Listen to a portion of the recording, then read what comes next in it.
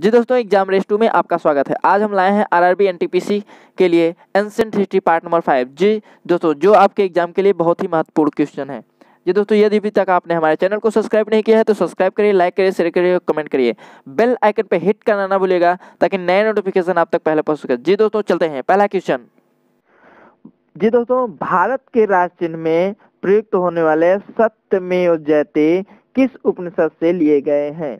ये दोस्तों, भारत के राष्ट्र चिन्ह में प्रयुक्त होने वाले शब्द सत्यमेव जयते किस उपनिषद से लिए गए हैं? पहला मुंडक उपनिषद, दूसरा कठ उपनिषद, तीसरा ईश उपनिषद, चौथा बृहदारण्य उपनिषद। जी दोस्तों, आपको बताना है भारत के राष्ट्र चिन्ह में प्रयुक्त होने वाले शब्द सत्यमेव जयते किस उपनिषद से लिए गए हैं? जी दोस्तों, इसका आंसर होगा मुंडक उपनिषद।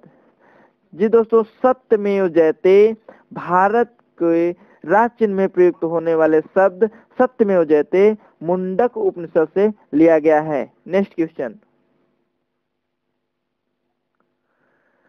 ऋग्वैदिक आर्यों का मुख्य व्यवसाय, ऋग्वैदिक आर्यों का मुख्य व्यवसाय क्या था? जी दोस्तों, ऋग्वैदिक आर्यों का मुख्य व्यवसाय क्या था? पहला कृषि, दूसरा पशुपालन, तीसरा शिक्षा, चौथा व्यवसाय। जी दोस्तों, इसका आंसर होगा पशुपालन। ऋग्वैदिक आर्यों का मुख्य व्यवसाय क्या था? पशुपालन था। जी दोस्तों, ऋग्वैदिक आर्य जो थे वे पशुओं का पालन करते थे। Next question.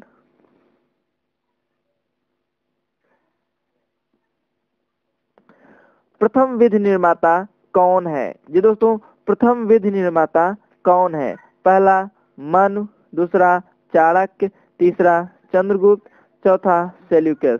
जी दोस्तों, आपको बताना है प्रथम विधि निर्माता कौन है। इसका आंसर होगा मनु। इसका आंसर मनु है। जी दोस्तों, मनु ऐसे व्यक्ति हैं जिन्होंने प्रथम बार विधि निर्माण किया था। Next question.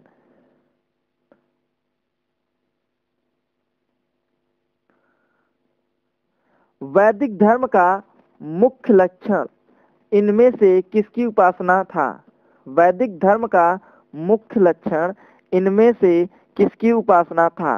पहला प्रकृति, दूसरा पशुपति, तीसरा देवी माता, चौथा त्रिमूर्ति। जी दोस्तों, आपको बताना है वैदिक धर्म का मुख्य लक्षण इनमें से किसकी उपासना था? प्रकृति, दूसरा पशुपति, तीसरा देवी माता, चौथा त्रिमूर्ति। जी, इसका आंसर होगा प्रकृति। जी दोस्तों, वैदिक धर्म में वैदिक काल में वैदिक धर्म के रूप में प्रकृति की उपासना की जाती थी। Next question. किस देवता के लिए ऋग्वेद में पुरंदर, किस देवता के लिए ऋग्वेद में पुरंदर शब्द का प्रयोग हुआ है? जी दोस्तों, पहला है इंद्र, दूसरा है अग्नि, तीसरा है वरुण, चौथा है सोम। जी दोस्तों, आपको बताना है ऋग्वैदिक काल में ऋग्वेद में मतलब किस देवता को ऋग्वेद में पुरंदर शब्द का प्रयोग करके कहा गया है? जी दोस्तों, इसका आंसर होगा इंद्र। जी दोस्तों, इंद्र जी को ऋग्वेद में पुरंदर कहा गया है। Next question. ऋग्वेद के किस मंडल में शूद्र का उल्लेख पहली बार मिलता है? ये दोस्तों, आपको बताना है ऋग्वेद के किस मंडल में शूद्र का उल्लेख पहली बार मिलता है। पहला 7वें में, दूसरा 8वें में, तीसरा 9वें मंडल में, चौथा है 10वें मंडल में। जी दोस्तों, आपको बताना है ऋग्वेद के किस मंडल में शूद्र शूद्र का उल्लेख पहली बार किया गया है। जी दोस्तों, इसका आंसर होगा 10वें मंडल में।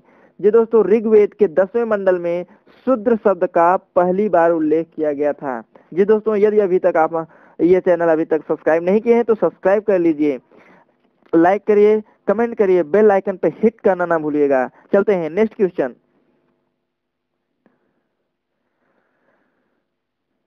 शुल्व सूत्र, शुल्व सूत्र किस विषय से संबंधित पुस्तक है?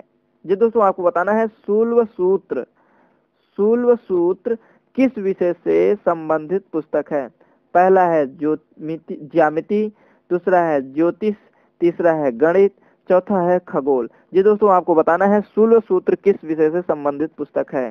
तो इसका आंसर होगा ज्यामिति। इसका आंसर ज्यामिति। जी दोस्तों, ज्यामिति शूल सूत्र जो पुस्तक है वो ज्यामिति विषय से संबंधित है। Next question, अस्तोमा सद्गमय। अस्तोमा सद्गमय आप लोग सुन रहे होंगे या आए हैं। अस्तोमा सद्गमय कहाँ से लिया गया है? अस्तोमा सद्गमय कहाँ से लिया गया है? पहला है ऋग्वेद, दूसरा है यजुर्वेद, तीसरा है सामवेद, चौथा है अथर्ववेद। जी दोस्तों, आपको बताना है कि अस्तोमा सद्गमय कहाँ से लिया गया है। तो इसका आंसर होगा ऋग्वेद। अस्तोमा सद्गमय को ऋग्वेद से लिया गया है। नेक्स्ट क्वेश्चन, आर्य भारत में बाहर से आए और सर्वप्रथम बसे थे। अर्थात इसका कहने का अर्थ यह है कि आर्य भारत में आए बाहर से, तो सर्वप्रथम कहाँ पे बसे थे? तो पहला दे रहा है सामातट, सामातट में, दूसरा प्राग ज्योतिष में, तीसरा पंजाब में, चौथा पांचाल में।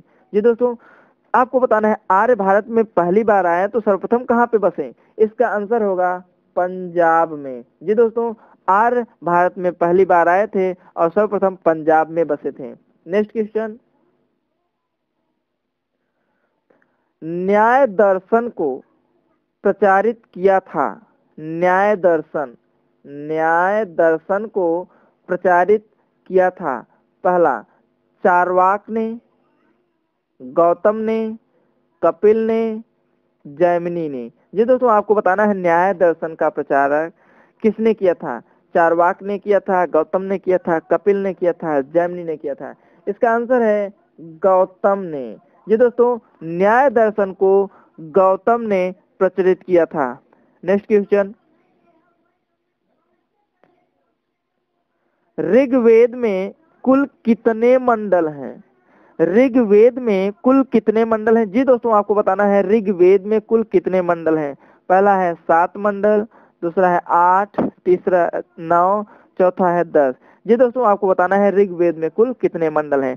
तो इसका आंसर होगा ऋग्वेद में कुल 10 मंडल हैं। जी दोस्तों, ऋग्वेद में कुल 10 मंडल हैं। नेक्स्ट क्वेश्चन, वैदिक युग में यव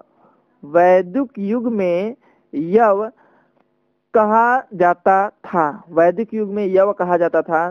पहला है गेहूं को, दूसरा जौ को, तीसरा चावल को, चौथा है इनमें से कोई नहीं। जी दोस्तों, आपको बताना है वैदिक युग में यव किसे कहा जाता था। तो इसका आंसर होगा जौ। जी दोस्तों, वैदिक युग में जौ को यव कहा जाता था। नेक्स्ट क्वेश्चन, अथर्व का अर्थ बताना है आपको। जी दोस्तों, इसमें क्वेश्चन में कह रहा है अथर्व का अर्थ क्या होता है? पवित्र जादू। पहला दिया है पवित्र जादू, दूसरा है यज्ञ, तीसरा है स्तुति, चौथा है दर्शन। जी दोस्तों, इसका आंसर होगा पवित्र जादू। क्या? पवित्र जादू। अथर्व का अर्थ है पवित्र जादू। नेक्स्ट क्वेश्चन, संस्कारों की कुल संख्या कितनी है? संस्कारों की कुल संख्या कितनी है? पहला 14, दूसरा है 15, तीसरा है 16 और चौथा है 18। जी दोस्तों, आपको बताना है संस्कारों की कुल संख्या कितनी है। तो इसका आंसर होगा संस्कारों की कुल संख्या 16 है। संस्कारों की कुल संख्या 16 है। जी दोस्तों, अभी तक के संस्कारों में कुल संख्या कितनी है? 16 है। नेक्स्ट क्वेश्चन, उत्तर वैदिक काल में किस देवता को सर्वोच्च स्थान प्राप्त था? उत्तर वैदिक काल में किस देवता को सर्वोच्च स्थान प्राप्त था? जी दोस्तों, आपको बताना है कि उत्तर वैदिक काल में किस देवता को सर्वोच्च स्थान प्राप्त था।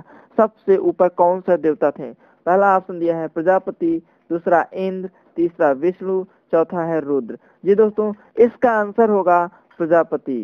जी दोस्तों, उत्तर वैदिक काल में प्रजापति देवता को सर्वोच्च स्थान प्राप्त था। जी दोस्तों,